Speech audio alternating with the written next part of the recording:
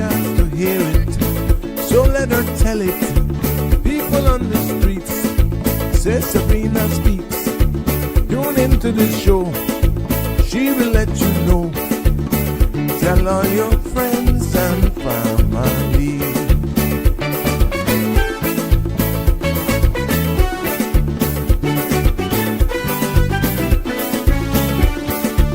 Real talk is no joke.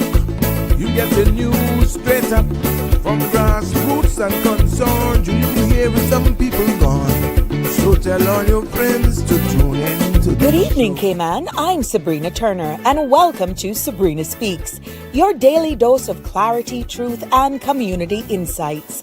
Every weekday from 5 to 6:30 p.m., we're tackling the issues that affect you, from national headlines to grassroots concerns.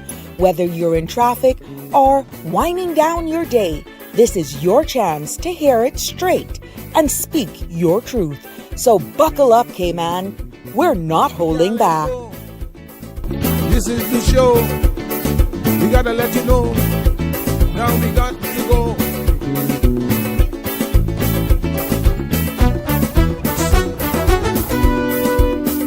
And now here's Sabrina.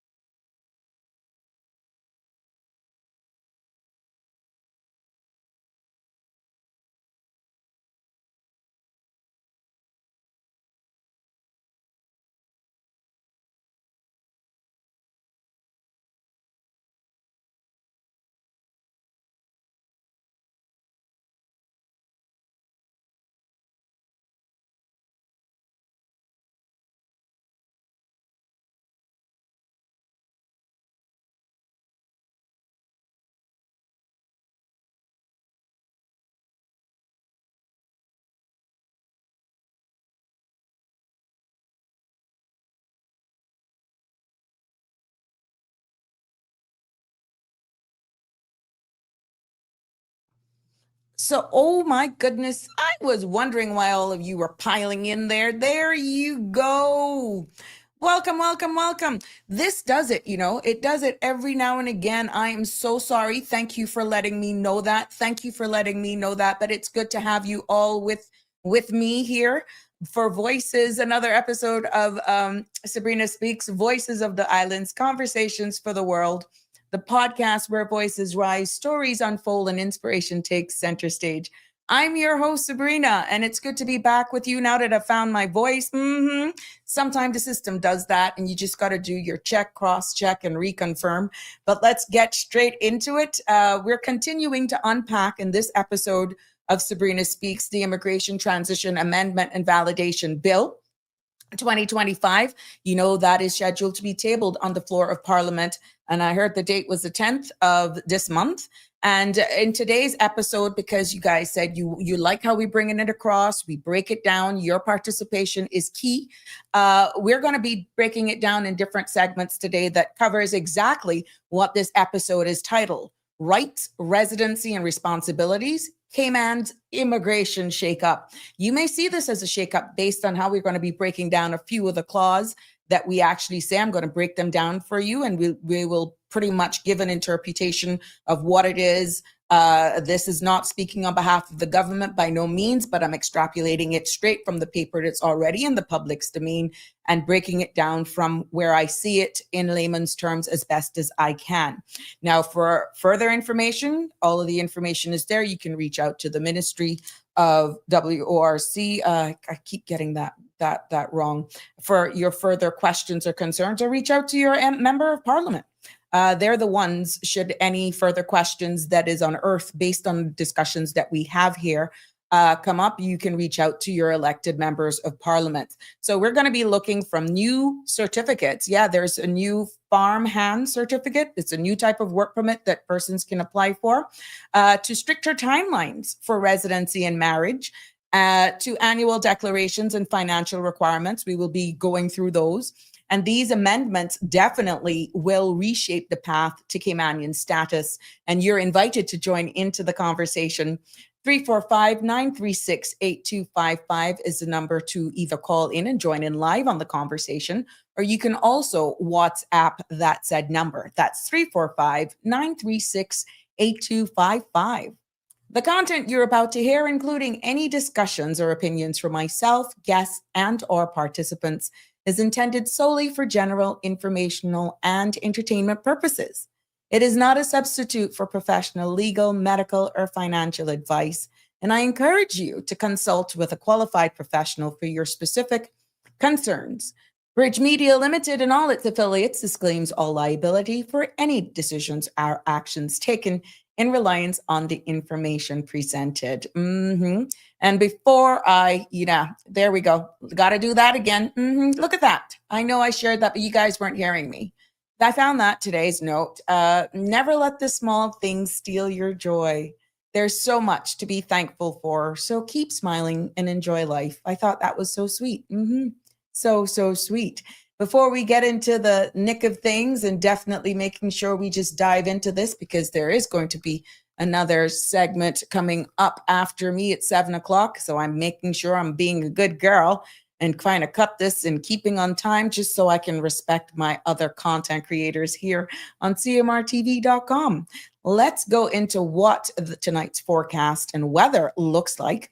This is compliments of the Cayman Islands National Weather Service.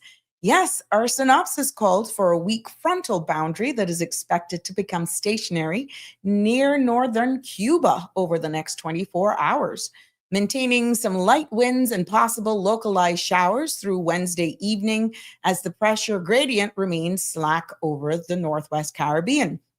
Now, satellite analysis indicates scattered low-level clouds near sister islands with localized convection noted around Grand Cayman. Now, the forecast for tonight calls for partly cloudy skies with 30% chance of showers. Temperatures will fall to the mid-upper 70s, and winds will be northeasterly at 5 knots or less. Seas will be slight with wave heights of 1 to 3 feet. Now, tomorrow's forecast Clouds called for partly cloudy skies with cloudy spells and a 30% chance of showers in the morning. Now, temperatures will rise to the mid to upper 80s with a heat index of 94 degrees. Winds will be east to northeast, 5 to 10 knots, and seas will be slight with wave heights of 1 to 3 feet. Now, for the tides. There is a high tide that is expected at 6:58 this evening, and tomorrow morning calls for a low tide at 1:48 and another high tide at 8:43 in the morning. Sun will set this evening earlier and earlier at 5:45, and sunrise tomorrow morning. Yes, my favorite time, 6:45 in the morning. Now, the outlook is for a gradual increase in winds and seas through Thursday morning as a high pressure system associated with the frontal boundaries expected to build over the southern United States. So there you have it. I know all of you are out buying all of those area rugs and curtains and Christmas mats. So I think it's very important, or maybe you just going starting Christmas parties early, or just living the life and calling out a few friends and going places for dinner or just enjoying it. So I think it's good for me to share that with you. I didn't see any birthdays on my radar, thanks to Facebook. At least I didn't see any, but I'm still going to wish everybody who's having a birthday today that's not on my radar, happy birthday, happy anniversary, happy whatever, happy life to everyone today. Thank you for all of you guys who let me know that I had no sound, Shaka Zulu. Maybe I need to do that to pull on it out. But thank you. Thank you so much. Oh my gosh. Thank you for actually letting me know. Hi, Donnie. How are you? Missed you yesterday. Hope you're on the mend. You and Lavana. Yep, Iva, you still over there? Yep. Good evening to everyone. Hi, Miss Valerie. Thank you all for the heads up of no sound. Even Carol, my friend, you just on to fast. You just fasting, but I love you. I love you like cook food. But it's good to have you all here. Yes. Connie Bonnie is in the house as well. Miss Carol. Good evening to you, my sweet Miss Lucille. The UK is actually in the house, keeping up with us and so much more. Hi, Miss Dorothy. So good to have you, Marshall. Liz. Hi, my love. How are you? It's good to have you all here. Got a few more days left. Yeah. I guess you'll ask me hogs type is when you come back. I guess you'll have that yank too, huh? But it's all fun. Go enjoy yourself, and good to be back. We love to have you back. No place like home. You know what? Yesterday was, I saw some news before I go into the crooks and hell no. Okay. I saw, yesterday was Cyber Monday, right? And I know how all of you love to just online shop and Amazon and all this sort of stuff, but I found some stats that just blew me. I just like, OMG, for all of the money that was spent just yesterday. December 1st marked Cyber Monday. And, that is known right now to be the biggest online shopping day of the year. Now, Black Friday still tops the list for the biggest day where people just go out and shop. But where online shopping is concerned, Cyber Monday still takes the lead. And once again, the numbers are just staggering. When you compare, let's say, 22 to 23, this is based on stats from the US because we contribute to that as well because of all of us buying on Amazon and so forth, right? So I thought it was fitting based on our proximity. Guess what? Between 22 to 23, I found that $12.4 billion, yes, $12.4 billion US dollars was shown on online sales. That was up by 10% from 2022.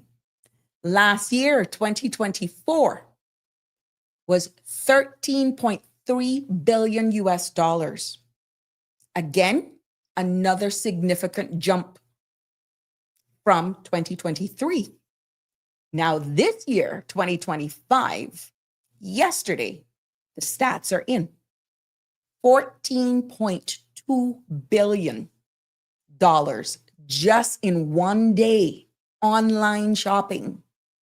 That, my friends, is a 6.3 increase over last year. Now, do you know what that means? When you compare that even to here in the Cayman Islands, even though we don't have our numbers as yet from the Economics and Statistics Office yet, we know e-commerce is growing fast, and more of us, as we said it, are shopping online for electronics, for clothes, for household goods, especially with international retailers. We see it. And even though while our numbers wouldn't match exactly what's there, we're expecting it to somewhat mirror what has been happening here on island when it comes to those sales that pretty much is reported. And guys, when the ESO are doing their data, their stats, this is why it's important for us to answer those questions genuinely, because this gives us an idea of exactly what's going on. Now, if we have to measure this anything by what traffic we are seeing already, and the season has just begun. Some will say it's not started yet. It's 10 days. Well, that's also causing a huge international debate because they're thinking Christmas is 2 weeks. And now people are saying it should be for at least 4 to 6 weeks, because you can't be doing all of this preparation just for 10 days. It's what they're saying. You go and you decorate your house for what, 2 weeks? You know, that's another episode. But when do you take down your tree? It's too early. People are just putting theirs up. It all depends on when you want to do it. But what people are saying is that the feeling, the spirit of Christmas, not that we're monetizing it, making it into commercialized, it's just the whole feeling. A lot of us put a little extra into how we actually prepare our homes and all that sort of stuff for the Christmas. But they're saying 10 days is not long enough. We want to bask in that moment a little bit longer. And it is now sparking some debate where it's probably going to be a case where we're going to look at this now for a month. Because you saw what happened. We came straight out of Halloween, kind of somewhat skipped Thanksgiving, but not here in Cayman. Oh no, because we got some information, things happening in Cayman this weekend. But what I'm saying, these numbers were so staggering. I had to share that with you because we're all about sharing and learning here, right? Yeah, we are all about sharing here. And I thought that was important. So, you know, it's from what we're seeing, Cyber Monday is just more than a shopping spree. It's a signal to economics that gives us some kind of idea of where they're shifting, whether it's better or worse.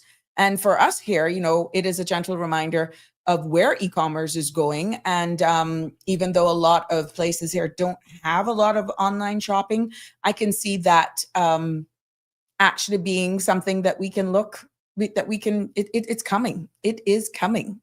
Why were the come out from? You brute. Leave me alone. Leave me alone. You pick up on everything, Connie Bonnie. Nothing bad. Don't worry about it, my love. Well, you know what? Like I told you, this weekend is no different. Small business holiday market. Yes. And we got to go out and support our small businesses here in the Cayman Islands. That is taking place this Saturday from 4 until 10 at night. We are going to celebrate the season together. You something else, you know. This Saturday, December 6th, from 4 to 10 on Cardinal Avenue and Albert Panton Street. There will be come out, and the town out there will be bustling and alive as a small business holiday market and festive evening of shopping, food, and community spirit. But guess what? That's not all.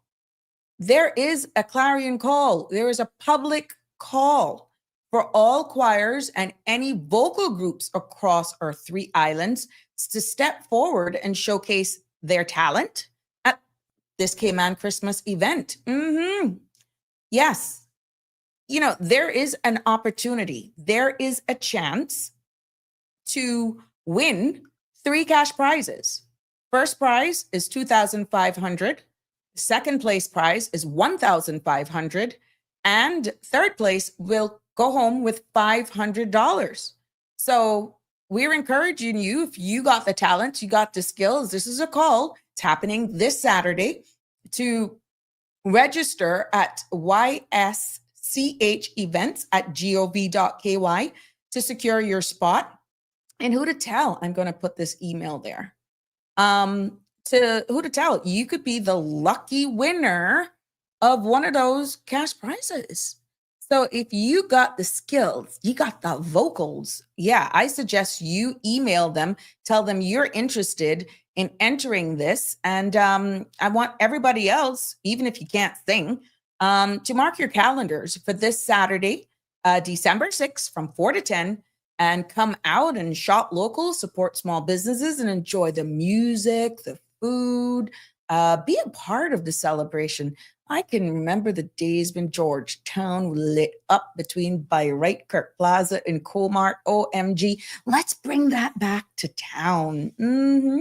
Yes, please, please, please. Let's bring that back to town. Yeah. Hoping to see you. And if you see me out there, just give me a nod, a tap on the shoulder. Say hi. I'd like to put the faces to the names because some of you that be Shaka Zulu. I would like to see who Shaka Zulu is. Shaka Zulu, if you see me out town on Saturday, just tap me now. Tap me. I guess everybody would be tapping me now, then I'll still be confused. But it's good. Let's make sure we go out and support our small businesses, right? Oh, have you guys heard? Just moments before, what was this? Just moments before I came live, I saw where our government has just unveiled the new gov.ky. Yeah, it is envisioned that this is going to be faster, clearer, easier way to use the @gov. And it's more than just a website is what they're promising. It's a symbol of how the Cayman, this platform is building a digital Cayman.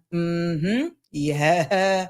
So gov.ky as making their step into their modernization into this digital world that we are.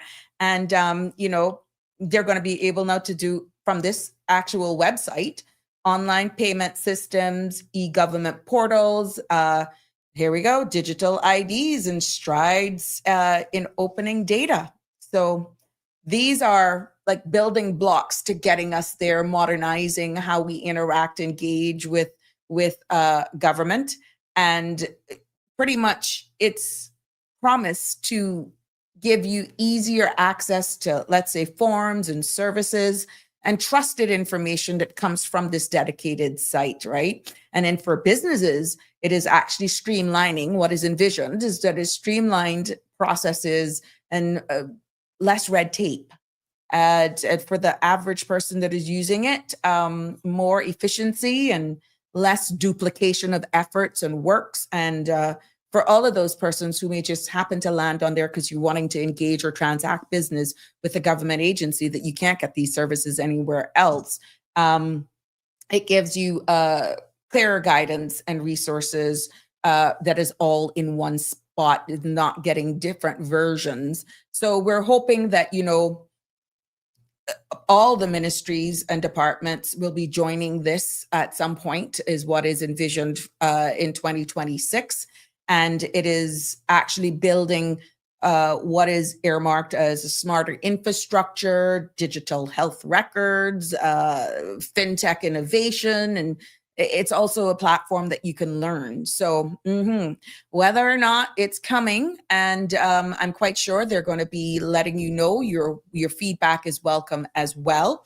And, at the end of the day, digitizing our jurisdiction isn't just about replacing people. However, because at some point we're still going to need them, they make systems more efficiency. However, at the end of the day, it may not be the intention, but if we upskill ourselves accordingly, maybe you can actually be one of those who are there for the test of time. And as I've navigated this whole new space, oh my God, it's kind of intimidating though. Oh yeah, it's a bit intimidating.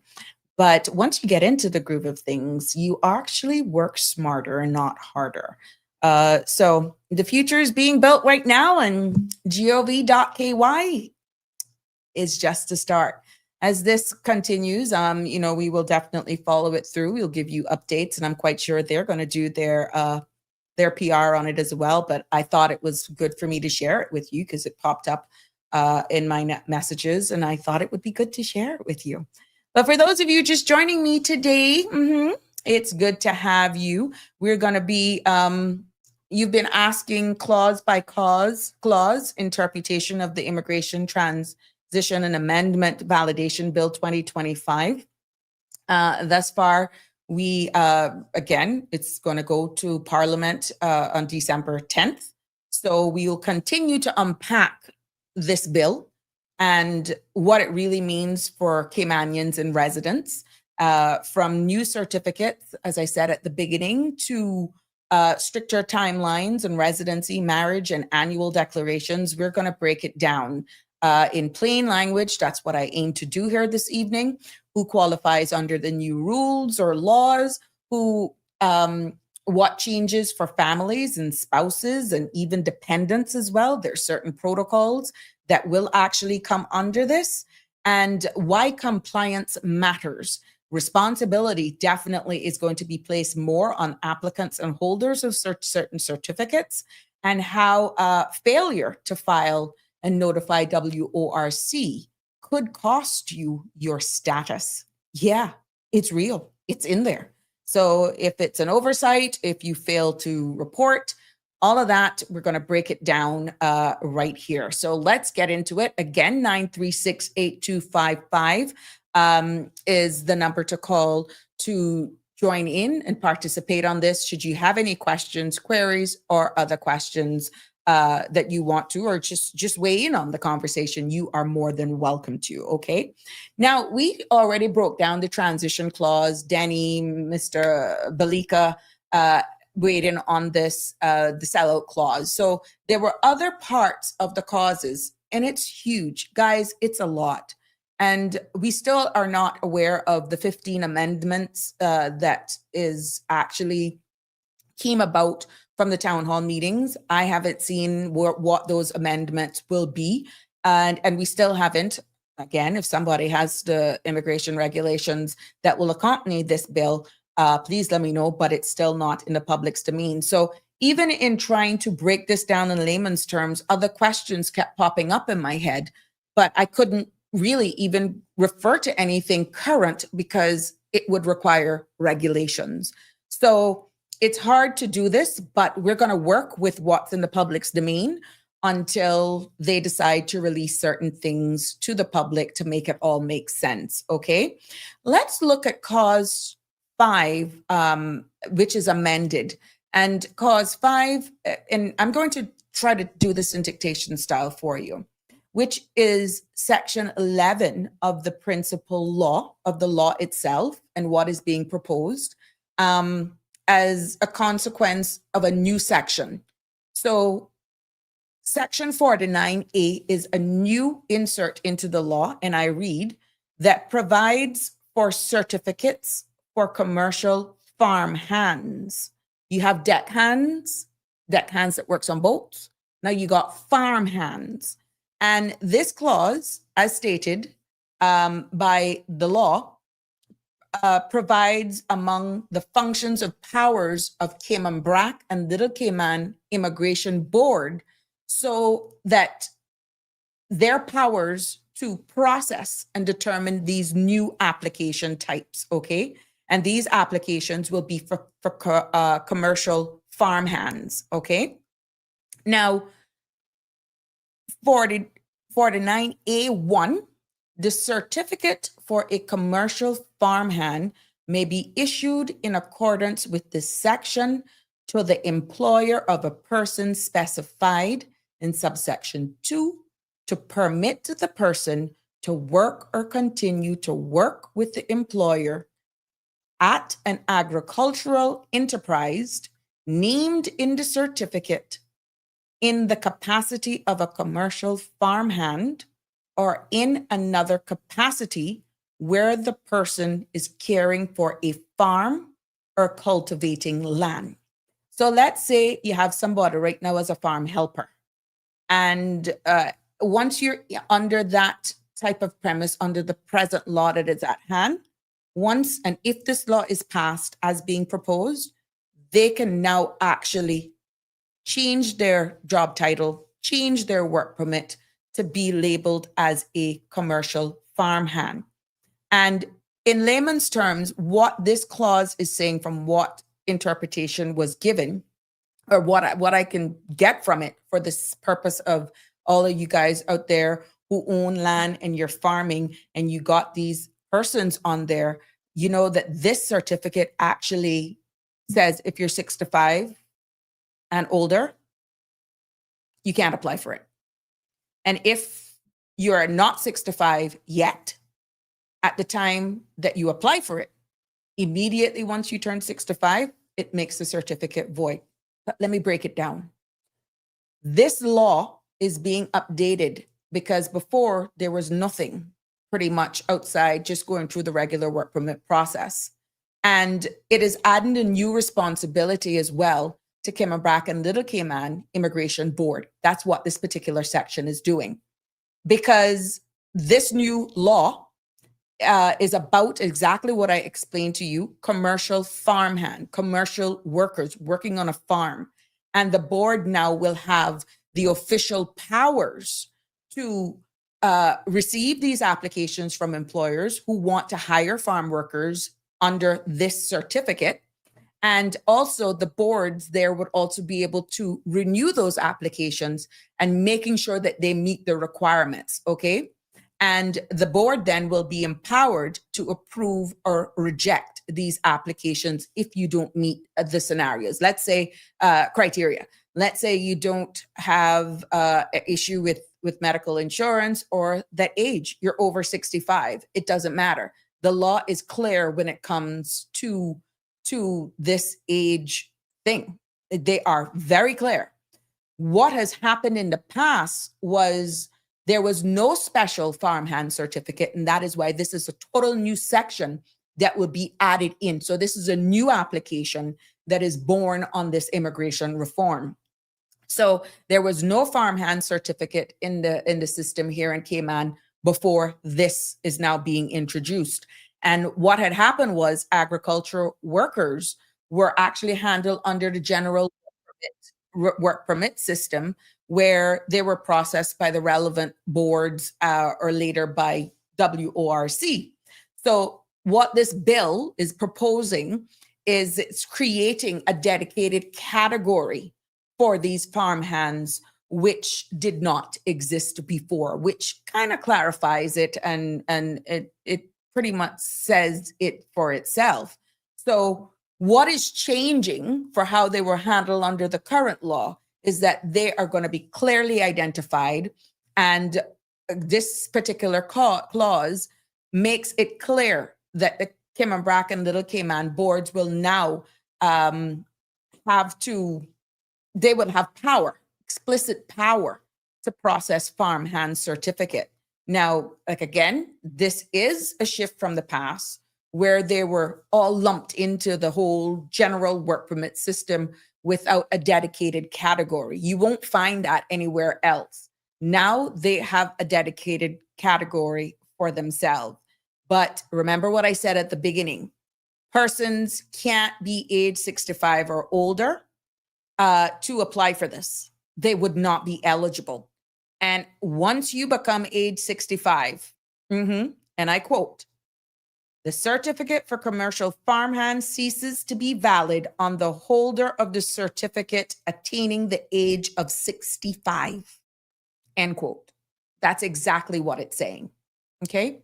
So that's it for the agriculture people there. Now, of course, you're going to have to apply. The same applies. You make the application. I can't tell you what the fees are going to be because we don't have regulations. I can't tell you outside of making sure the person has the regular requirements of medical insurance, that sort of stuff. You do your, I guess, police record and your photo, like a regular work permit. But it's hard for me to state what the processing fee is going to be like what the approval fee is going to be like, because that is only going to be revealed in the regulations. That's why it's so important to have regulations side by side when you're actually breaking this down. Okay, so there you have it for all our farmers.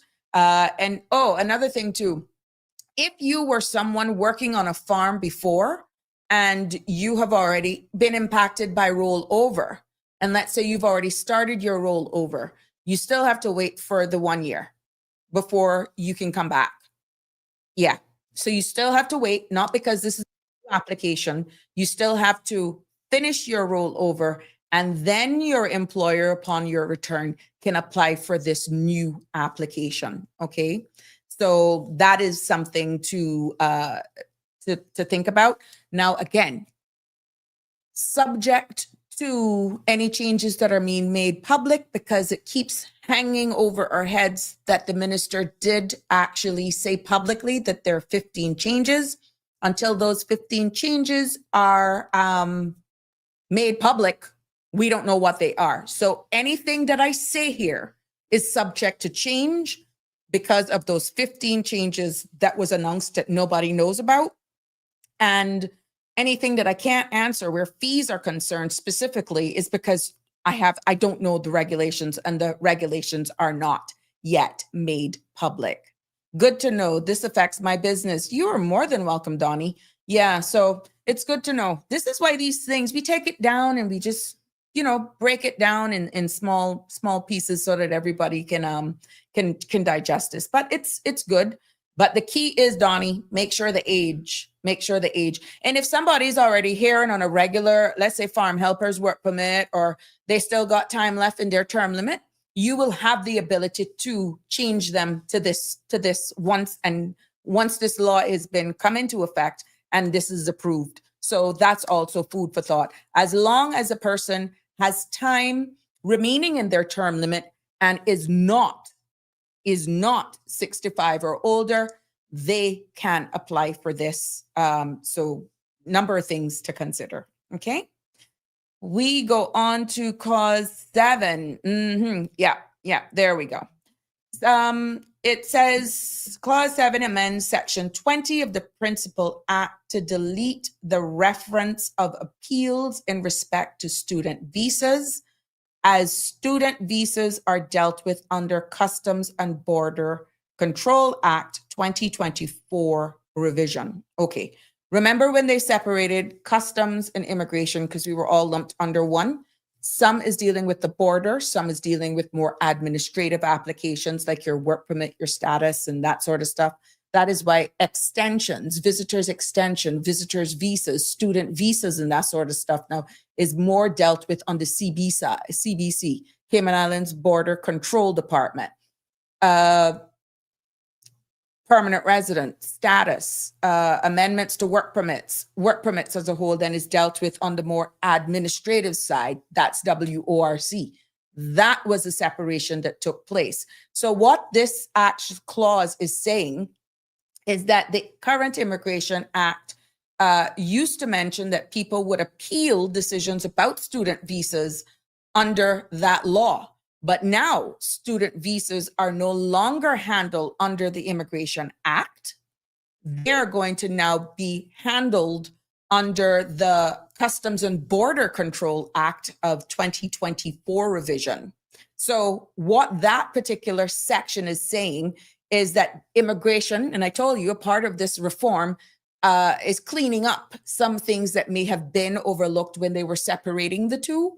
And this is basically a cleanup Immigration Act by removing the outdated reference to student visas appeals. So maybe this was something that was a simple oversight when they did the separation, and now this is a cleanup exercise for this section, because then you had a certain portion of those applications being dealt with by CBC, but then if you had to appeal it, you appealed it to work. It didn't make sense. So what this is doing right now, if a student visa was denied, the appeal process was mentioned in the Immigration Act. But since student visas are now handled under the Customs and Border Control Act, the Immigration Act does not need to talk about it anymore. That's it in layman's terms, right? So all they're doing is deleting the old mention of student visas appeals because now they're covered under a different law. So what it really does is, because we all know, even me myself kind of get confused. You got to think of it, border admin. That's how I have to separate it. It avoids confusion, to be honest with you, making sure that only one law, which in this case for these applications, Customs and Border Control Act, right, will deal with student visas now.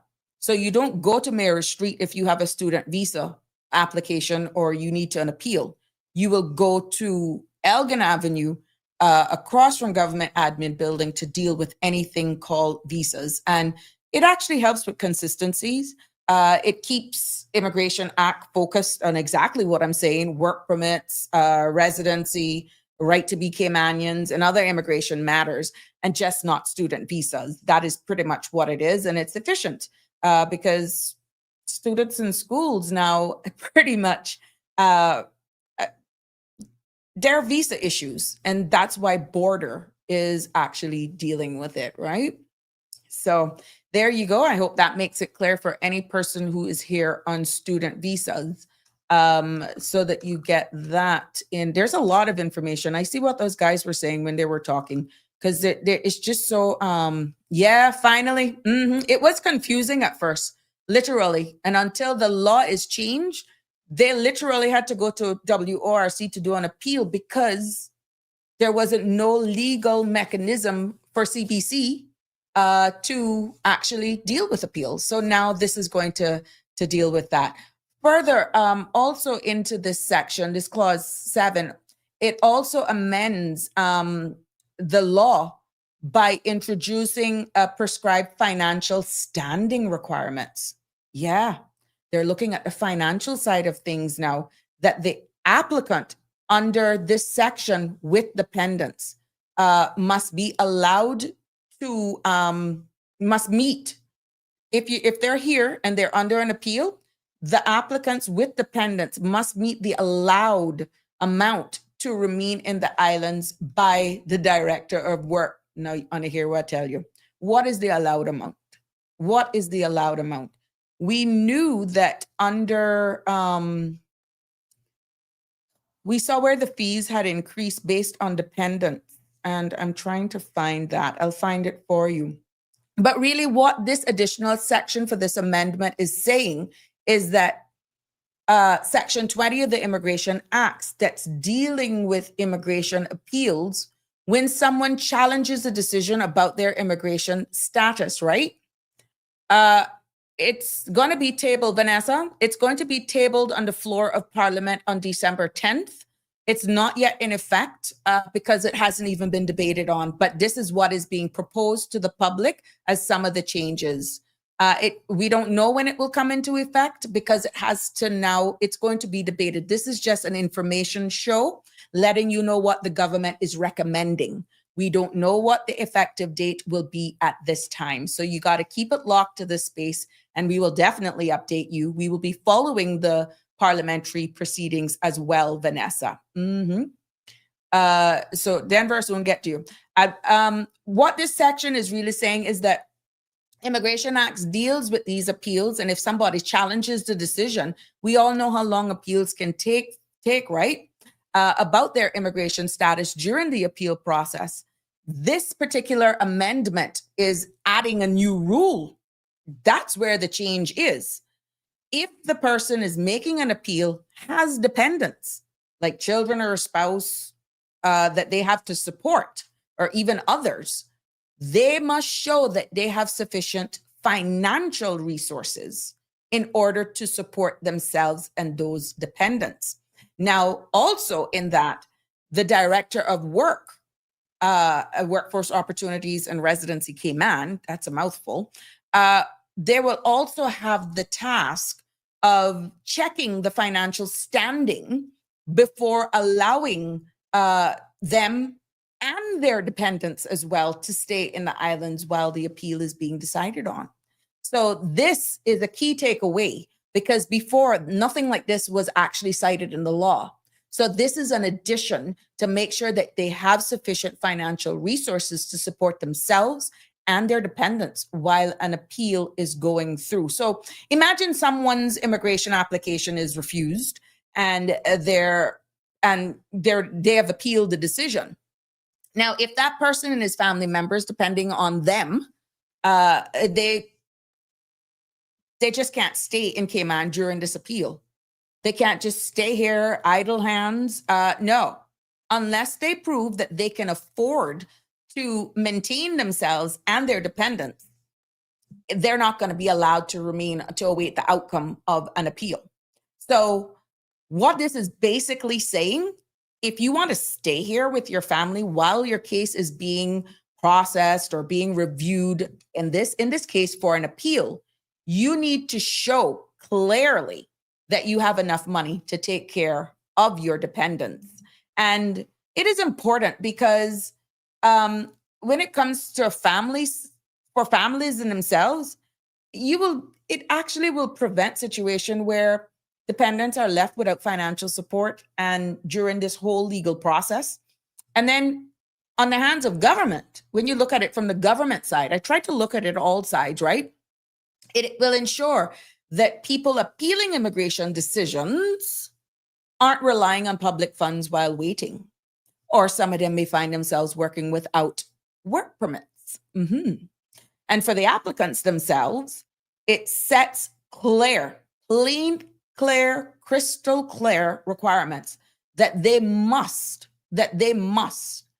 demonstrate some financial stability and standing if they want to remain here with their dependents during the appeal. Remember the details of the revenue measures for 2026 and 27, section 16, I just pulled it. It says, and I quote, in relation to permanent residence and Caymanian status fees, there will be a new or increased fees for permanent residence holders, including 1, new dependent fees, which will increase from 500 to 750 per dependent per year. And the annual declaration fees for permanent residency holders increasing from 100 to 500. So what I'm seeing is that even though if it is approved, if your appeal is approved, it's no longer going to be 500. It's going to be 750. That was a part of some of the revenue measures. But this isn't while. This isn't after it is approved. This is while you're waiting. And that, my friends, we don't know what the household income threshold is going to be, because here we go again, that would be cited in the regulations. So even though you're waiting, we don't know what that number will look like, because that will be cited or called for in the regulations. Let's see what Mr. Denver saying before I go on to clause 8. All right. Student visas should only be for our college and universities, not schools of any other classification. Student visas. We usually find these student visas, Denver, for those who are not of, let's say they're old and they're over 18, but still college and can't be included as not working, not on a work permit, but still is a dependent, let's say on a work permit or a RERC. And that permission, they're over 18, and that can go up to 21. And it has been a little challenging because I've always cautioned parents of children or young adults, let me say it, because those are the ones that are usually the most testy. In my old days, where we would have, where we would have the children accompany the parents, and the kids decide, they know that they're here on a student visa. And they decide, I don't want to do a term. They don't have the luxury of skipping a term, skipping a semester, if they're here on a student visa. They don't have that luxury because it is subject to them being full-time students. And this can cause a lot of stress on parents where they're trying to make their kids finish their tertiary studies here. And also, in many cases, try to meet the legal and ordinary resident requirement to possibly be eligible for permanent residence in their own rights or even Caymanian status, these children. And these children are wanting now to either cut school, and their facility only allows them to be here on a student visa. What happens if that is the case? And I hope immigration picked this up now that I'm talking about this. If that is the case and the kids decide, I don't want to go to school, I want to get a job. Remember now, they're not Caymanian. They would automatically, because they wouldn't be no longer deemed as a student, they would fall away as a dependent on the residence and employment rights certificate. Let's say you're a spouse of a PR holder, spouse of a Caymanian. Those kids making that independent decision, once they're over 18, automatically falls away and no longer is a dependent. Yeah. If they decide that they want to get a work permit, then they're left out in the wilderness and hope that the work permit is approved. So a lot of them are not of the age to even understand how technical it is once you go down the path, especially if you're not 18 yet, not reaching the eligibility period or the legal non-ordinary resident requirement to apply for permanent residence in your own means. And sometimes their only saving grace is remaining a full-time student. And I have seen parents cried. I have seen kids just pretty much, young adults, sorry, they're not kids, young adults just lash out. They go to school, their parents are paying out of pocket, they're not Caymanian, they can't get a scholarship, and they waste their parents' money because their parents are just trying to solidify their immigration status here, and they find the money, fork up the money to send them to school, and these kids just, they're lashing out because they don't want to go to school. They want to go to work. And the parents have a clear understanding of the challenges when it comes to getting work permits here. So I hope that some of the young adults who are listening to me and understanding that their parents are making huge sacrifices right now to keep you here on a student visa, hoping that you'd get a tertiary education, bring home the grades, and then if you want to go off to university on your own steam, then you go. But many a times it is to actually protect you for going on to the next status. Yeah, I'm saying it, to acquiring Caymanian status, because some of these children come here at age 13, 12, 13, and by the time they reach age of 18, some of them would not have been here for 7 years to be able to meet the requirement. I know this immigration reform is trying to stop all of that. But let me tell you, there will always be those possibilities, because if you don't get it through the work permit, if you don't get it through the student visa, guess what? They could probably end up marrying very early. And this is why our gatekeepers need to gatekeep. Now, I say that, let's spin it on the other side. For those persons who are here, and we don't want to bar anybody, just let me make it clear, who may want to better themselves and go to school. But look at how lopsided it is. Look at how lopsided it is. You could be here on a work permit and you don't need a student visa to go to school. Yeah, but you can't be here on a student visa and go to work. So that has been a debate as well. And I think that that should be explored. Maybe that's one of the 15 amendments. I don't know. Yep. So there you go, Donnie. You said it. You said it. Yep. And we know that some of them still work. They are still working. So these are some of the things that, it's really hard to call it. And unless somebody actually calls it out, you don't know, because these kids are under the radar. Unless they fail in their grades and immigration, do these midway checks to see, ask for results and sign the confidentiality clause that immigration work, CBC actually can go to these college and universities to find out attendance records, grades, if there's certain GPA and all this sort of stuff, to find out if their accounts are in good standing. unless enforcement arm does this, these kids are out here on a student visa. They could possibly be working, or they could not. Some of them may not be going to school, and you would not know until the renewal of the student visa comes about, and or you realize that there's trouble in the camp, and the parents now are educated to say, look, if your kid's not going to school, they don't have the choice to say, I'm going to miss a semester, because this grant of a student visa says you have to be a full-time student. Okay. Things happen. Sometimes these young adults gets pregnant, and nothing stopping them from going to college and university if they're going to be expecting. But that changes as well the rules of the game as well. So this is something that requires constant support. It is also another opportunity that if that door isn't closed, it'll be another way in.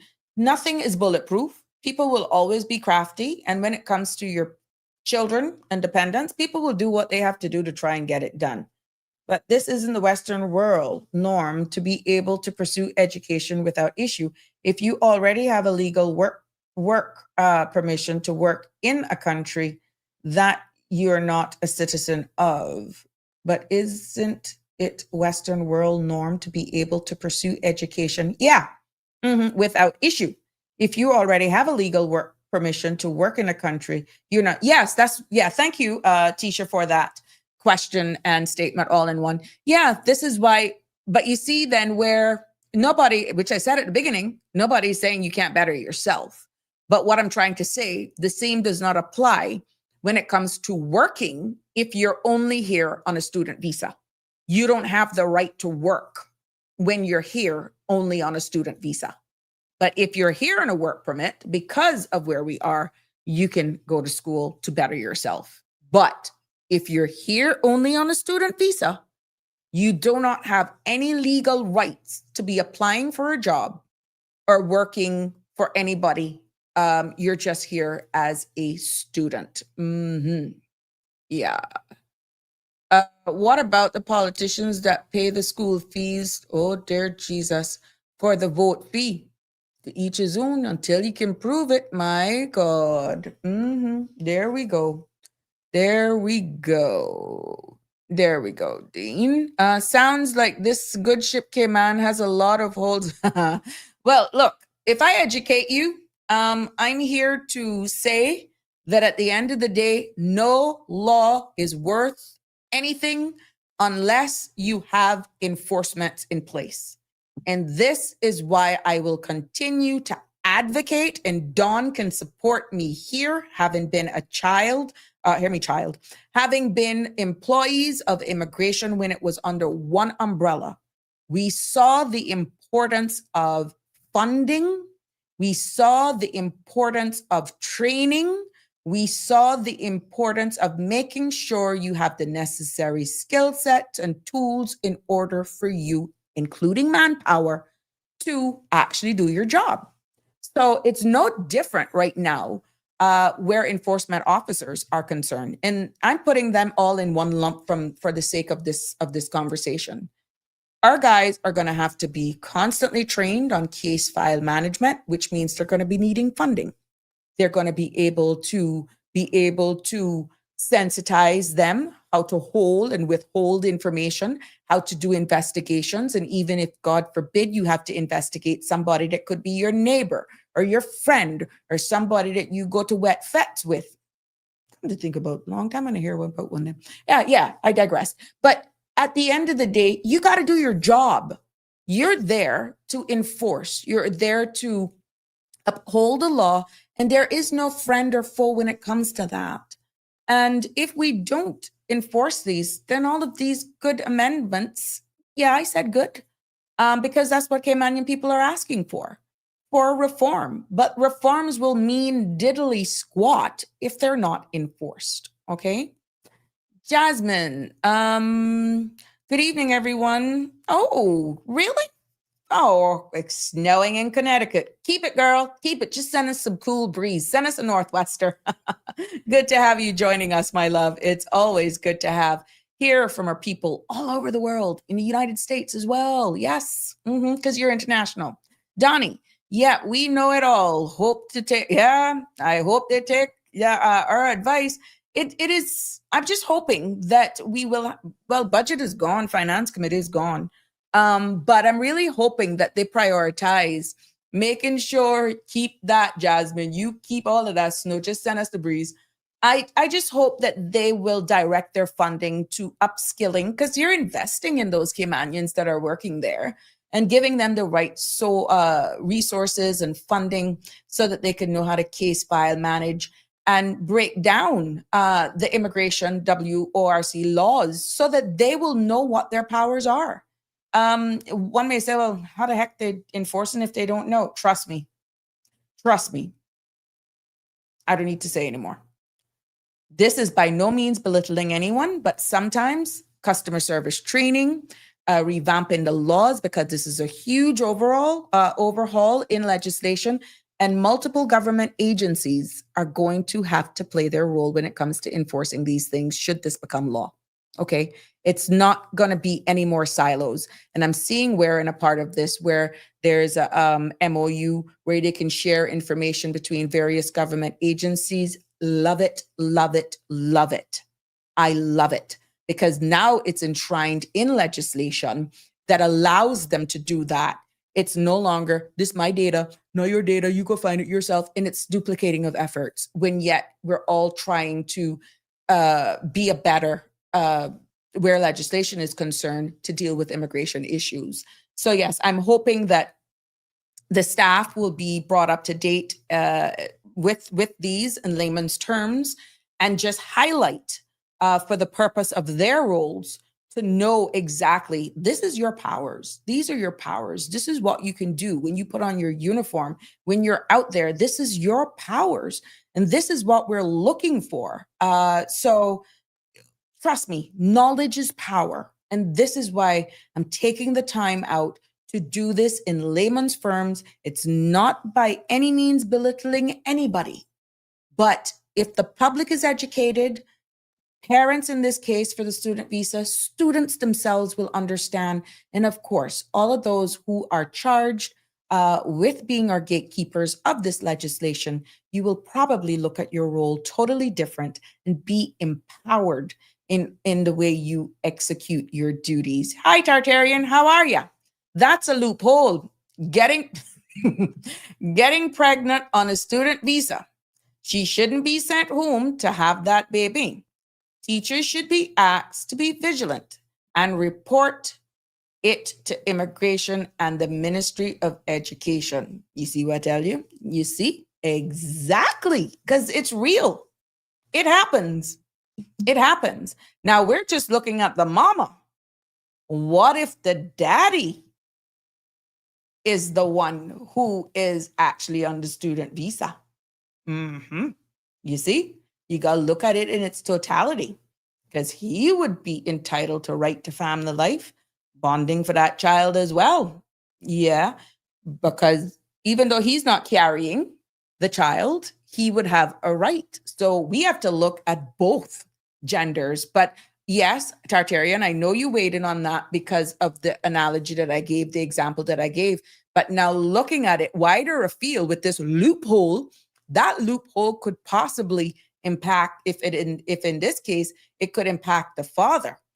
Because where one is being a full-time student, they may want to get a work permit to try and protect that child and still then continue to go to school, doing 3 roles: going to school, working, and being a daddy. So it's pretty interesting. Miss Carol, good evening. How are you, my love? Hope you're doing well. Happy holidays to you.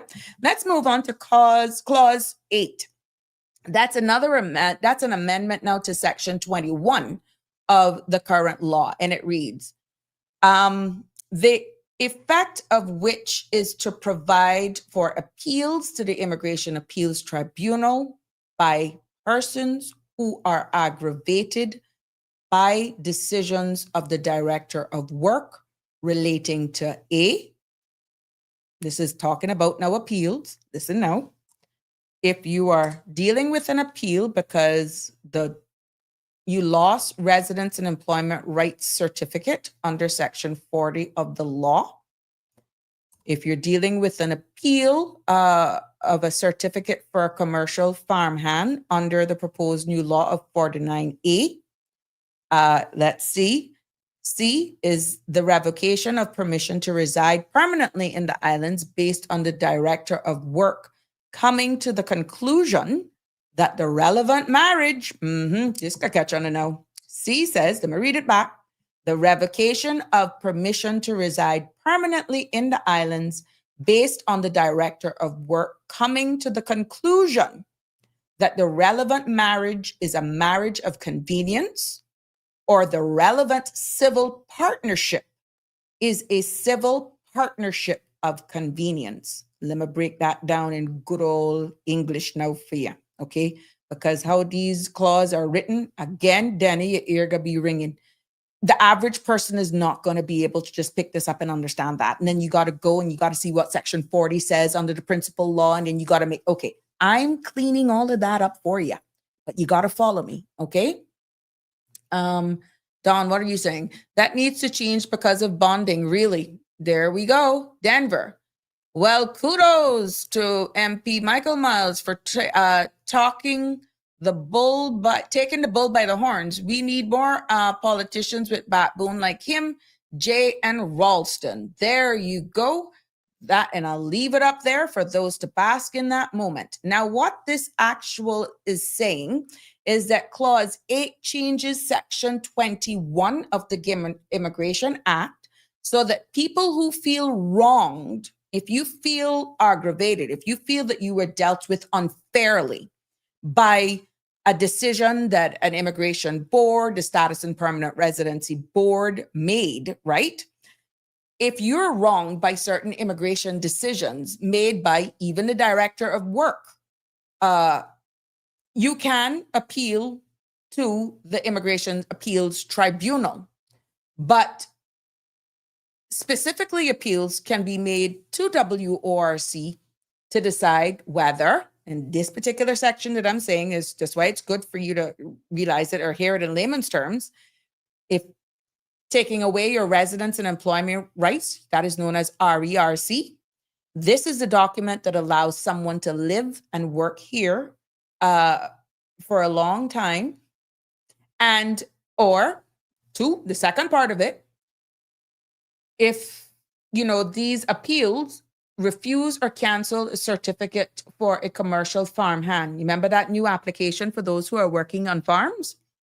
If WORC refuses or cancels a certificate for commercial farmhands, the new work permit for agriculture workers under Section 49A, or the revocation of permanent residency, because WORC believes that the marriage or civil partnership that gave someone the residence is not genuine, but instead a marriage of convenience. That used to be done only to get immigration, if that is done to get immigration benefits. So what really this law is saying is that if work makes a big decisions against an applicant, against you, like canceling your right to work or live here, denying this farmhand certificate, or even revoking your RERC because they deem that your marriage is not legit, you don't have to just accept it. That's what this is saying. You can take your case to the Immigration Appeals Tribunal for review. Now, I know some of you may say that they knew that. That has always been there. Yeah, but that farmhand was not there, okay? What this does, it gives both sides fairness because it gives people a chance to challenge. If you feel that there's nepotism, favoritism, somebody got friends in there, it gives you the opportunity to challenge WORC's decision instead of just being stuck with their decision. If you feel that somebody is just doing something against you, the board, the council just got some issues, there may be a member that said things that is not true, that may have yield to a decision, not that what you were looking for, you have the right to appeal the decision. And what that does, where fairness is concerned, it also gives you checks and balances. because it also ensures that WORC isn't just a final authority, right? I know some of you may say this takes forever, but trust me, it will save us from bigger lawsuits at the end of the day. And WORC then in this case is not just a final authority. And there's an independent tribunal, the Immigration Appeals Tribunal, that is there to hear your appeal. What it also gives is some sort of protection and safeguards against possible mistakes, oversights, or unfair judgments, as I alluded to, especially in sensitive cases like we're seeing marriages or long-term residency.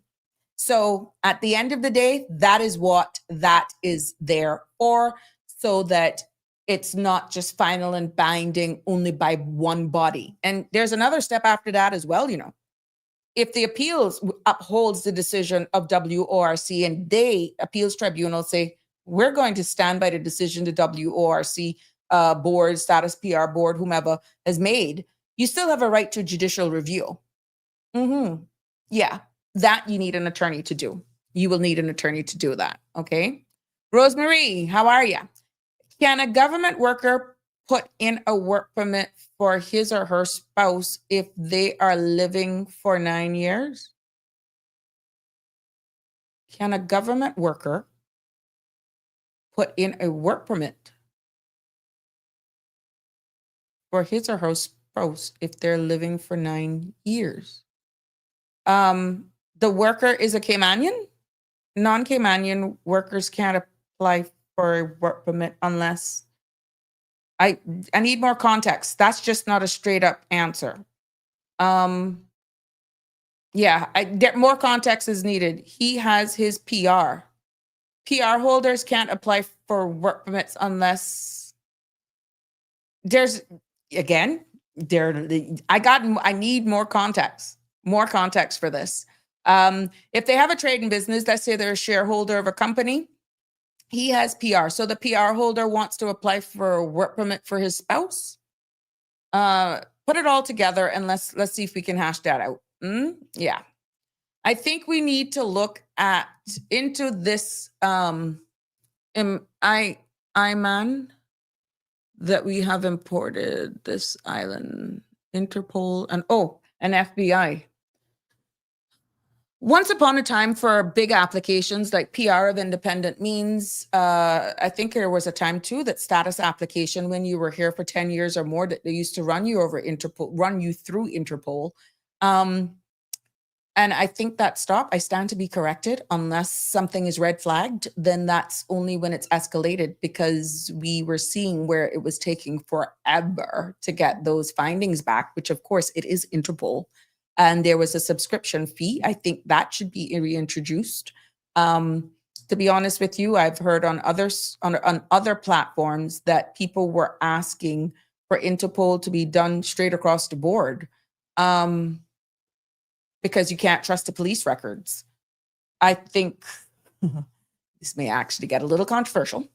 With facial recognition and biometrics, that's going to actually help a lot. But again, it's going to take time to get there. And with what we're seeing in the digital space, I think time is going to come where all of these systems are going to be connected, that how we actually do searches here in the islands to do background checks on people will actually be streamlined if we start doing mass fingerprinting and digital facial imagery. Now, bearing in mind, some of these Interpol checks, if you have not been found guilty of any crimes internationally, let's say you're here under an assumed identity, and we could go all over the place with these scenarios, the person that's before you, how do we know that that's the person? So unless they've been committing a crime, it's hard. But it does actually help. It gives you some comfort. Is better than none. That's just something that WORC would possibly have to fund, and what specific applications would be subject to Interpol.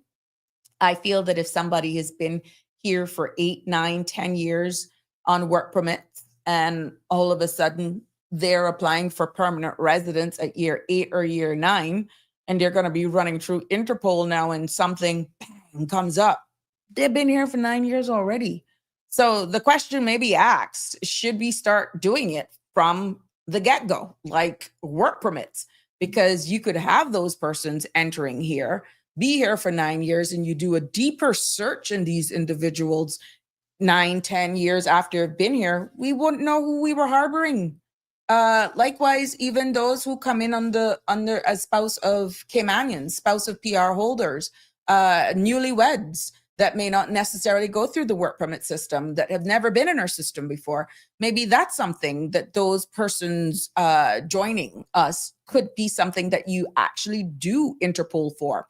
So now that we're talking it through, I think that's something that they could possibly look into, because we used to do it. It used to be, back in the day when I was in immigration, they used to do it. Yeah. Thank you, Lord, for the new government. There we go, Miss Carol. Denver. Where am I? See ya. I'm talking about the Muslim. Oh, we have imported to practice Islam in Cayman. Freedom of religion and that sort of stuff. Let me tell you something. You can't bar them for that, to be honest. And those are one of the things. You saw he was on Sandra's show, and I think cultural differences is huge. And I'm hoping that what was explained on that platform, that both sides, well, at least theirs, based on what was said, the religion is one thing, but the personalities and cultures that come with what I'm thinking you're going at, is that we need to, and I see how the Caymanians stood up and defended who we are, and respect is due on all fronts. So I got apology from that guest on the Cold Hard Truth, and it speaks volumes of who we are as Caymanians without being prejudiced, being respectful of other people's choices as well. But it was loud and clear that whatever, I didn't see what was posted, I didn't see, I can't comment on it, but whatever it was actually struck a lot of nerve here to that community. And it struck a nerve here for Caymanians, thinking it was disrespectful. And I'm hoping that lesson was learnt on that side, that you are welcome here, but you have your boundaries. So yeah, at the end of the day, I got the fact that he apologized, and hoping that we can all coexist here respectfully, no matter who you decide to serve. Denver. Yes, anyone can. Don't mean it will be granted depending on the circumstance and history, Denver says. Someone pretending to be me in your courts extempore. Who to trust? Oh, Real Michelle, how are you, my love? See ya. I'm sorry, but don't trust. Oh, okay. We can't just, unfortunately, we just can't do that. We're seeing where hate crimes are coming, because in the US, where there's just people hating other people because of their religious beliefs. Now, these people are going to have to do some homework, probably based on what back in the day, history context, and what and how they believe, and yada, yada, yada, people that have given them a bad impression. Maybe they got to do some homework and have a little bit of humility. But cultural difference, Western way of life, and where they're coming from, even genders is an issue. Females are seen less, and we are subservient, and that doesn't work here in this part of the world. And I feel the mere fact that they're coming here, want to live amongst us, that is a personal cultural shift that they have to get accustomed to, not us having to get accustomed to what they want to actually change, because it has to be a balance, and we shouldn't have to conform ourselves to your way of life when you have made the decision to come and live here. And I feel respect goes both ways. That's my take on that. Tartarian. I agree, we need to keep an eye on the Muslim preacher, Ayman. Oh, the question is, who took out his work permit? No one should be here preaching hate. Other countries are kicking them out. There we go again, Tartarian. Thank you for that. I didn't even know that what he mean. that is the enforcement arm. And I'm quite sure you have to look at the conventions of our Constitution, the terms and conditions of what grounds were made for the work permit and all that sort of stuff. But the mere fact that the work permit was approved, if it is an organized NPO, a church, then, and if followed all the checks and balances, here we go again, based on our laws, and no laws were breached that allowed them then to be approved a work permit, you cannot wrong the people for applying. If we don't want them and it's a delicate balance, people have the right. So yeah, it's a delicate dance. Good evening, Denny. What hole did you crawl out from? Welcome to the show. On the real world. How are you? Not bad. What's up? What's on your mind? Religious thoughts Mhm. versus a political movement. Mm-hmm. Mm-hmm. I only caught the first part of the show where they came on and to describe what they meant by the comments made of wanting to be separate from the Christian influence. But in the portion that I heard, Mm-hmm. what I heard him say is something where he basically gave the impression Mm-hmm. that, oh, they believe in Jesus as well. And someone had sent in a message, I think it was, asking if Allah was like the person that we refer to as God the Father. Mm-hmm. And he said yes, because they see Allah as the God of Abraham. Mm-hmm. But then um, about Jesus, later on they said, well, we don't really believe in the concept of father and son, and it was kind of disjointed like that. Mm-hmm. And he said, and then a few sentences later, I think it was, he said that they don't believe that Jesus died and that he ascended into the clouds and he would return in the future. Mm-hmm.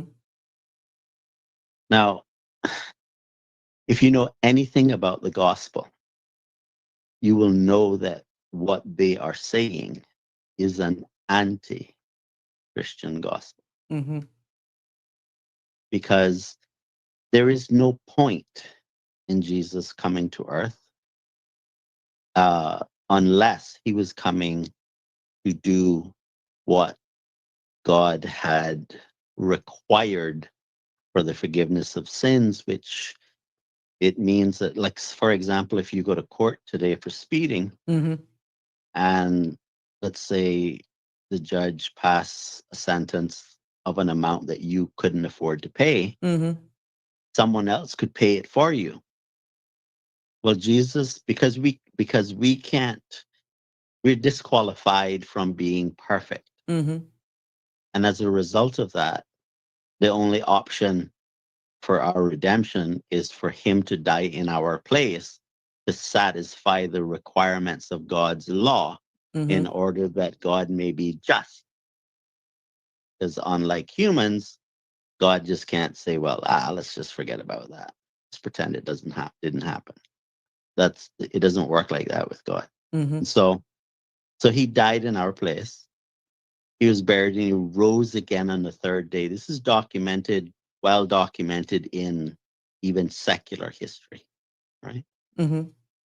So what they did was they denied the death, the burial, and the resurrection of Jesus by saying they don't believe he died, that he ascended into the clouds. In other words, those who may have believed that they were somehow on our side by saying they believe in Jesus too, he wasn't saying that he believes that Jesus is the Messiah who came to die for our sins.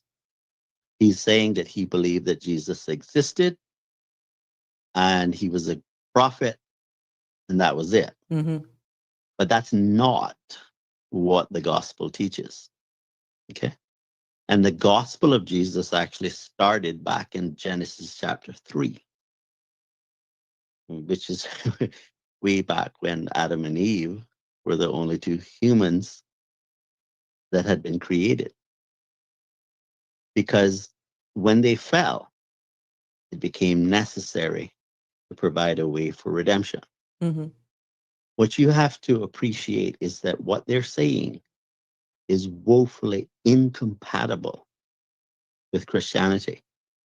It's not that they sort of believe in similar to us and just has a few differences. They are rejecting the core purpose of the gospel. Furthermore, the Quran allows them, while they are the minority, to, let's say, be less than truthful.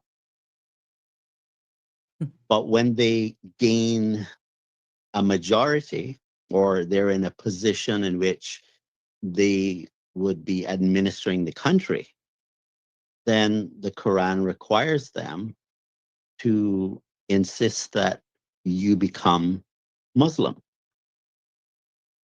If you choose not to become Muslim, you have an option of paying a tax. Mm-hmm.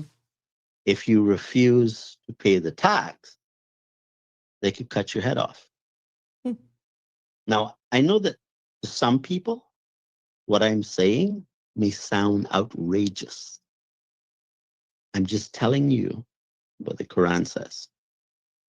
It's up to you Mm-hmm. to decide how you want to receive the information. So But what? they are incompatible with the Western world because Exactly. they believe in an autocracy. Okay, and that's not that it's not working out well in the UK right now. Mm-hmm. I don't think it's going to work out well in the Cayman Islands. And Exactly. And we don't want that here, is what I'm getting from people. well, I can assure you, you don't want it here. Because if you think you're afraid to talk right now, when a politician is willing to look at you with sort of, that look, Mm-hmm. imagine when the threat is a knife that takes your head off. You think you're going to talk then? No, you're not going to talk. So You're going to be just as scared, and you're going to do nothing. And that will be the end of us. now we understand we're here in the Western world, and everyone knows, or we're biblical. We believe in God, even though other religions are here. But in this part of the world, the Western world, it is obvious who we serve. Why would someone coming from a different part of the world then come here and want to behave like this? Devil's advocate here.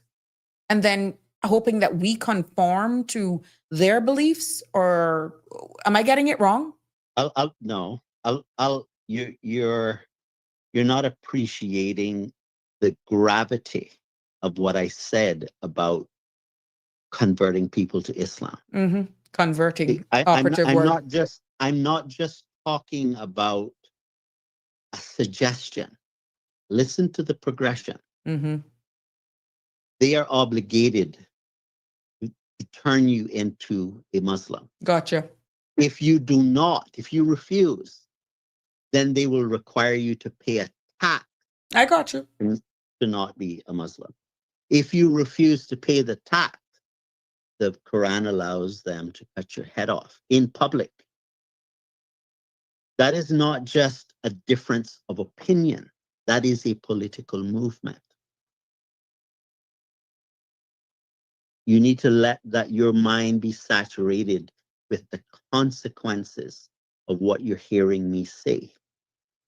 So why would that be allowed here? Understanding what we stand for. It's not gonna be allowed in No, I the mean sense the that mere fact that they're here. I'm quite sure they applied for something. Right, but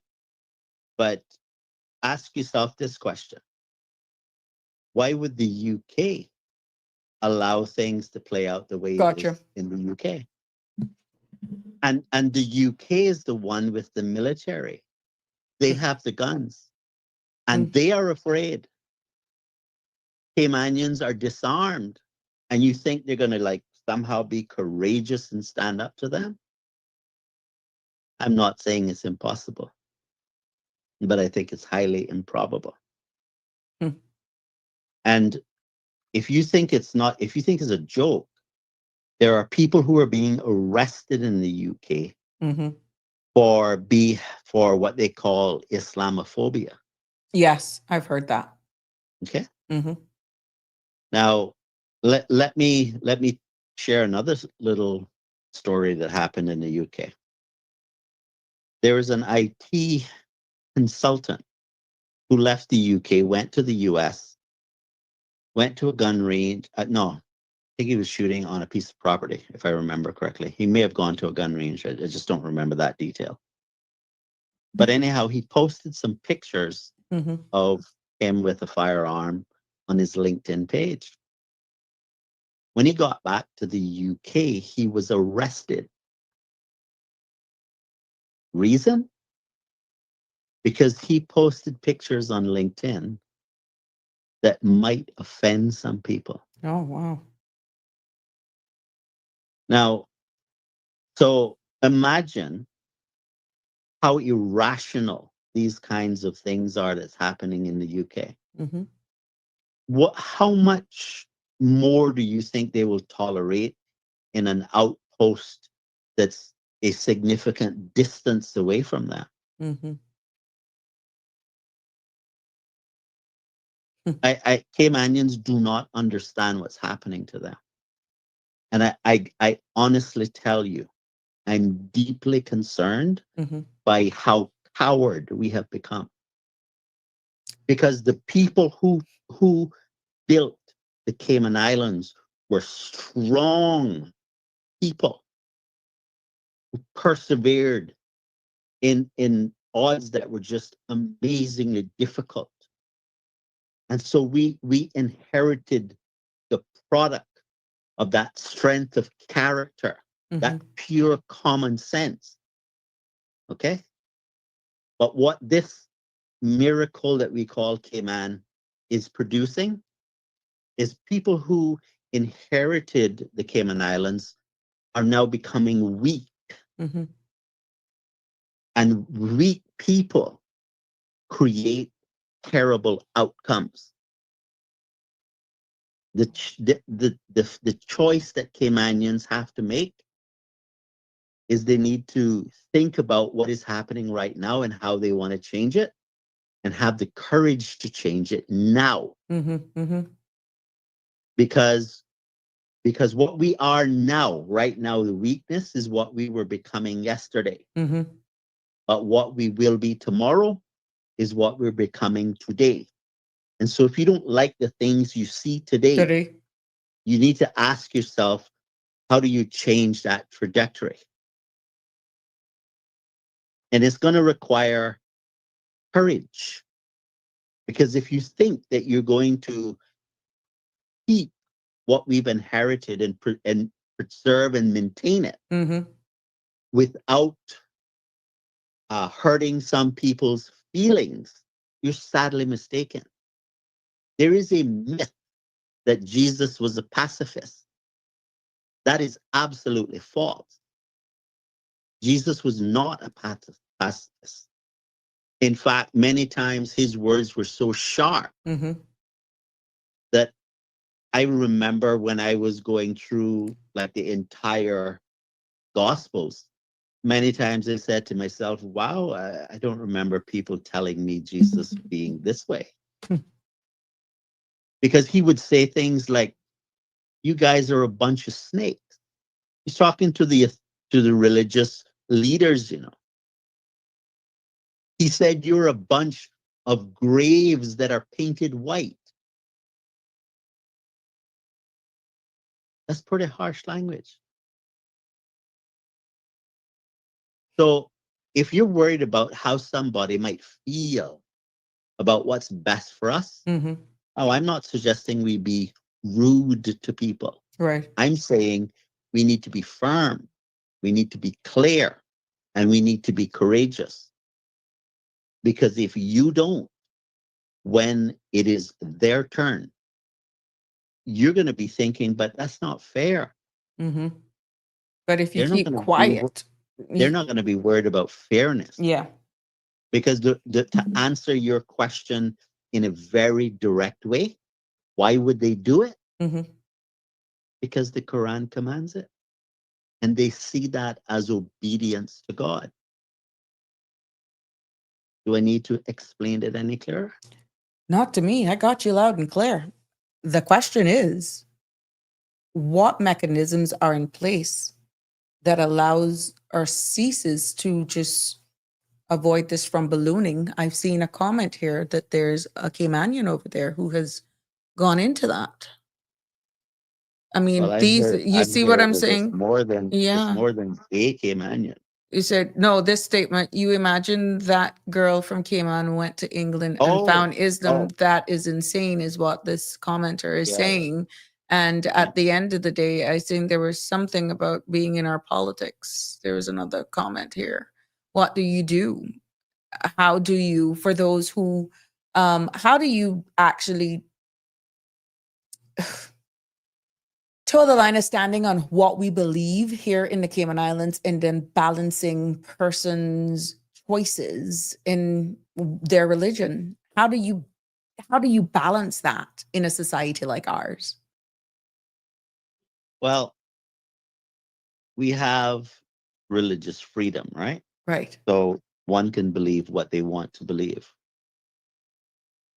But when you say that you're going to require someone to pay a tax if they won't believe what you believe, you're no longer talking about religion. Mm-hmm. You're talking about a political movement. But And when you say, Mhm. and when it says that in obedience to God, you're supposed to fight the infidels, because that's the language used to refer to non-Muslim believers. Mhm. That's not a religious perspective either. That's a political perspective. Mhm. And we have, all right, so when you think about our laws, how our laws are constructed, they're constructed from the 10 Commandments. And I know, like, you think about stealing, thou shalt not steal. Well, that's why we have laws against stealing. Thou shalt not murder. That's why we have laws against murdering. Mhm. Thou shalt not covet. Why? Because that leads to all sorts of mischief, right? I know that society does it. I don't necessarily agree with it, but society somehow thinks it's a great. Oh, see that rich person? Mhm. Let's tax him more and take the money from him. That's a spirit of covetousness. Hmm.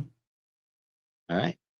So but the point I'm making is that Western society is built on the principles that God laid out, specifically in the 10 Commandments. Mhm.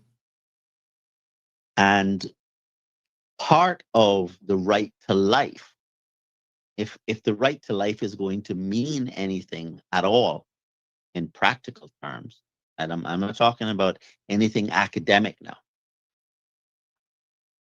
then by implication, it means you should have a right to defend that life. Right. Which also by implication means that you should have a reasonable means by which you can defend your life.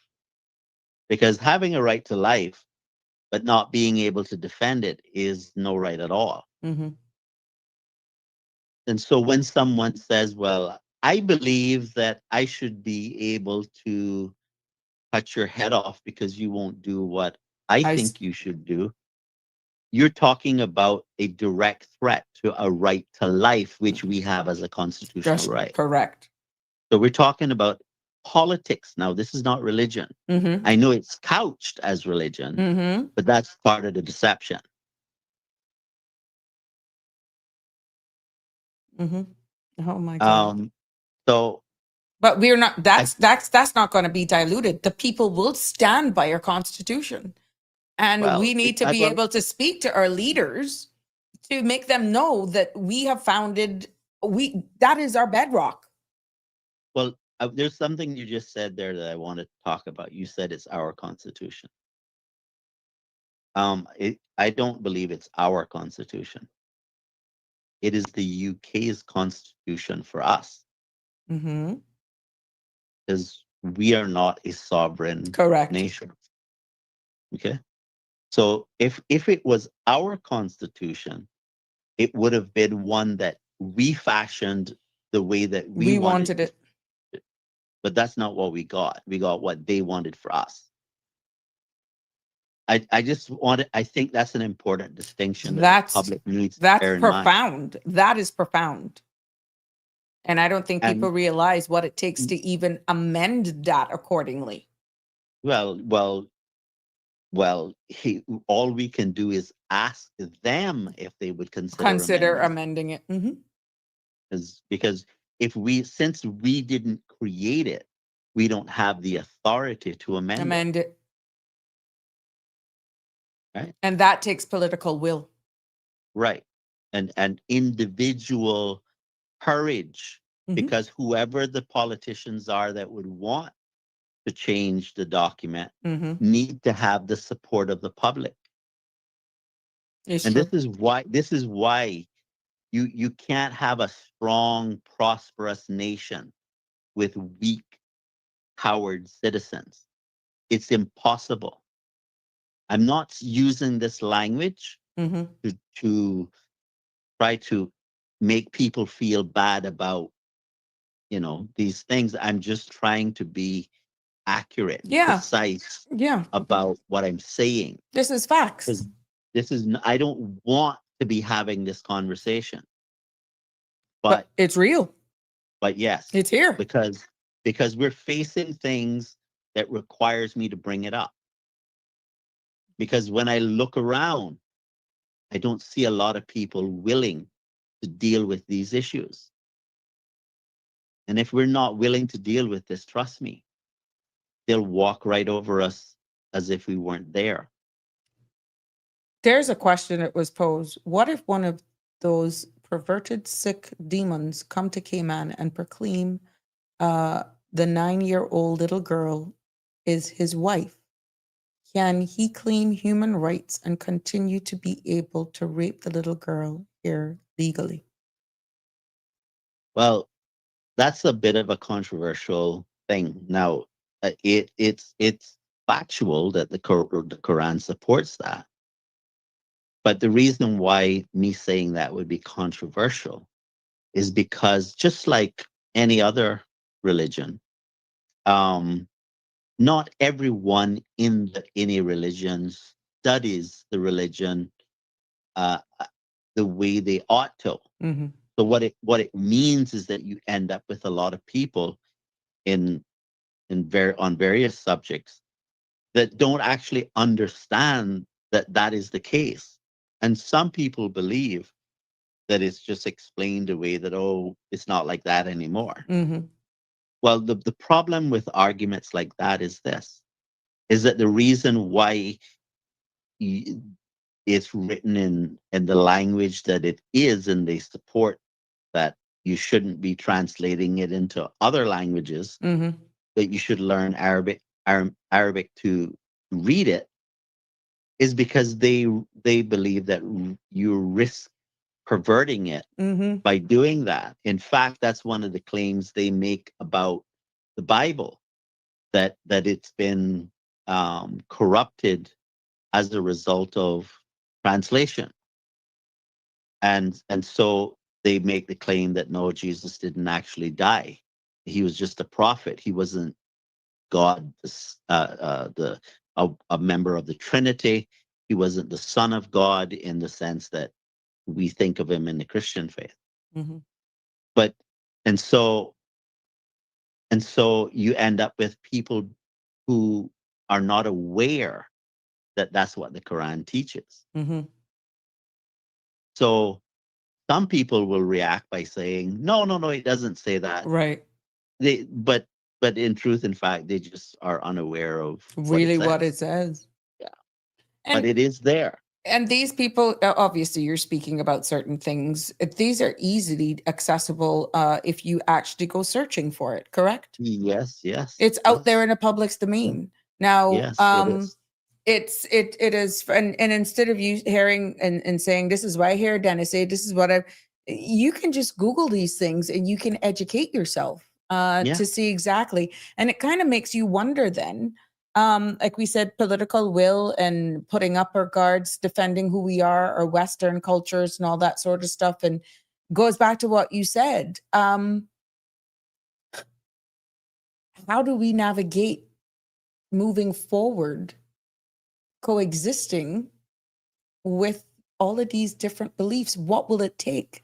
I think it's Well, going to well, take all of us doing our part and standing together and in what we believe in, but still some level of respect, and knowledge yeah, is but part power. of, but Knowledge is part of the, power. I agree, but I'm gonna go beyond what you just said. Hmm. In some respects, we have our own governments fighting against us, Yeah. and in one area in particular, I want to focus on, which is how many children can we afford to have? Hmm. Because you see, part of their um, goal is to win control of not only just the UK, they want control of the US as well. And I'm sure Cayman is included Mm. by the number of children that they have. So what is said is that they will win by the womb. And you see, the reason why this is partly the government's fault is because the government has bought into really dumb ideas like, oh, climate change, the world's overpopulated and all that kind of nonsense. The Bible makes it very clear that no, you're not going to have sea level rise that destroys the world. Okay?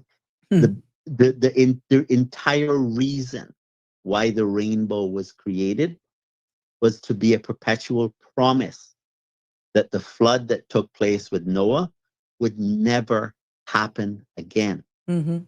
The water is not what's going to destroy the world. Hmm. But he did say what the world would be destroyed by. That's fire. God will destroy the world again by fire. Hmm. So you don't need to worry about sea level rise. That's the least of your problems. But if you buy into the argument that we need to only have one child or just maybe two at the very max, Hmm. we're gonna lose because they're having 7 and 8. You understand the problem? Yep. Huge. I got a question. And Denny, I don't think, hear me, Denny. Dennis Pascal is saying, but the question is in plain English. Can the wicked pervert claim his religion and bring his 9-year-old wife to visit legally? In this case, Dennis, I can see why Denny was skirting around it. No, no, Or I not, no not no no no. skirt, probably I'm not wrong scared. choice. You had to be. How would you know that that's their wife if they don't declare it? It could be their child, a dependent child. If they understand, I'm gonna go ahead. I just there is lots of other things that normally don't that get discussed that I wanted to talk about. And it's not that I was skirting it. The truth of the matter is I really don't know what the Cayman Islands government Exactly. would do. I Yeah. just don't know. Now, because what is not clear in my mind is if something is done lawfully in another country, we have this convention Uh-huh. of recognizing marriages in other locations, but I am actually not Under the sure. religion, how would this be handled? It's a good I, question, I'm Dennis. just I got not. asked that. I'm not sure. For this But community, how would it work? Yeah. what I could tell you is that I think I know enough about Sandra to say that she would be appalled. Mm-hmm. Sandra Okay, herself mightn't even realize this if for how we're actually discussing. Good question, Dennis. but these are just some of the issues that we would have to deal with. Hmm. Um, in order to get the Cayman Islands back on track. Because I think, I mean, I just feel brokenhearted when I think about where I see Cayman going right now. Hmm. And it's being praised as if we're just I was saying that doing to our someone best. earlier today, that I am actually, it disheartened. and Yep. let me tell you what I think of when I think of the premier. I see laws being put in criminalizing everything that you could possibly think of at a breakneck speed. And I'm asking myself, who's this going to benefit? Well, the lawyers are certainly going to benefit. Yeah. I'm not so certain about how the Cayman Islands ultimately will benefit, Mm-hmm. because the laws seem to be structured in a way that the upper class of society will prosper in unbelievable ways. But the middle and lower class people Mm-hmm. will have even what little wealth they were able to accumulate Mm-hmm. be taken from them. Let me give you an example of what I mean when I say this. Perhaps most people could remember the days when you could buy a copy of a popular Office suite application and install it on your computer. You could just keep it on your computer as long as you wanted Mm-hmm. because you just owned it. Mm-hmm. Well, that's not the case anymore. Nope. You have to pay a subscription. And most things are going the route of a subscription, including, I hear Caymanians advocating that transportation be done by subscription. You familiar with that one? I only heard it. I haven't had the chance to look into it, but yes, I've heard it. I've heard it. Okay. I've seen it as well. Well- Someone shared it with me. Well, just for the benefit of the listeners, I'm talking about public transportation. Yeah. Mm-hmm. Minister Brian at the time came on to Sandra's show, and he was talking about wanting to put um, electric buses in place for us. And he described that as step one. But then he went on to say step two is to look at the legislation to see how we could encourage people to leave their cars and take public transportation. Mm-hmm. In other words, there is a desire by the ruling class that the vast majority of the public, not them, of course, Mm-hmm. because they'll have their high-priced vehicles, but the rest of us would take public transportation.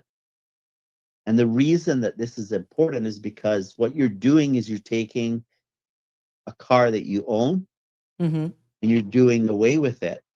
And then you're paying a subscription fee To- to ride the bus. Right. So, in other words, all of the products and services in society would become subscription based, which means that somebody else sets the rules about Your how movement you and use those things, correct. including your freedom of movement, Yep. Mm-hmm. which falls right in line with the idea that you will own nothing. Hmm. Okay, that's not a joke. This is what is planned for us. Mm-hmm. And how would we be controlled and managed? By AI. AI is mankind's version of God. Hmm.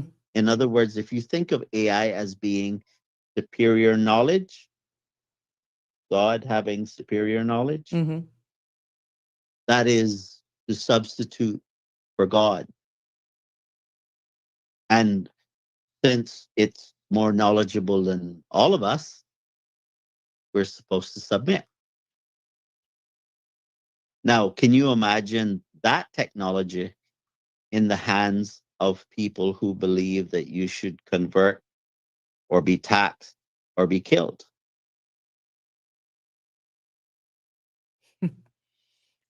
Danny, let me just go here. Damian Henry said, which I'd like your opinion on this. In their religion, they're allowed to have multiple wives. How would the laws in Cayman sit with that? I think there was an incident of that here in the past, but I'm not quite sure how. I would imagine that you would only be allowed to have one wife here, but Yeah, since they you're were only married, since correct they're before. married somewhere else, Mhm. I really don't know. Would it be That's not under the something guise of their community? Would there be some hybrid I way that you're only? These are questions really that will spark a bigger national conversation, I think, as this become more to the front, to the forefront. Here's another comment and question, Danny. From there's Satanism, Satanism, and there is Obia, and there is Church of Scientology. So, do we make space for every religion that wants to come here? Where is the right of the native Caymanian well, or Cayman, native Cayman? well, it would be next to impossible to stop it from being here. Mm-hmm. Okay, I don't know of a way that you could do that. But see, what I'm talking about is specific things that they believe that's incompatible with the laws of the Cayman Islands. It's Mm-hmm. one thing to have a thought in your head Mm-hmm. about who created the world and what you believe about that person. That we don't, not yet at least. Mm-hmm. They're about to do it in the UK, I think, have thought crimes. But we don't have thought crimes here in Cayman. So someone thinking about certain things isn't a crime. You're punished for your actions. Uh, and and so you can't really stop someone from believing that whether God doesn't exist at all or whatever. But make no mistake about it. Mm-hmm. If you're saying that Jesus didn't die on the cross for your sins, that he didn't raise on the third day, that is an anti-gospel. And that is what the Bible refers to as an antichrist. Hmm. It's not like as in the antichrist, Mm-hmm. but it is an anti-gospel. Oh wow. This is Danny, I think we're gonna probably need an entire show on this, but are we gonna tackle this on our own based on what we don't know? I know you have done a lot. I can't tell you that I know a lot about it, and I'm not gonna sit here and pretend that I know. I'm just amending my streams because I know there's a 7 o'clock, and Sandra told me that we can continue on my platform as long as I don't remove. Hold on, just bear with me. I don't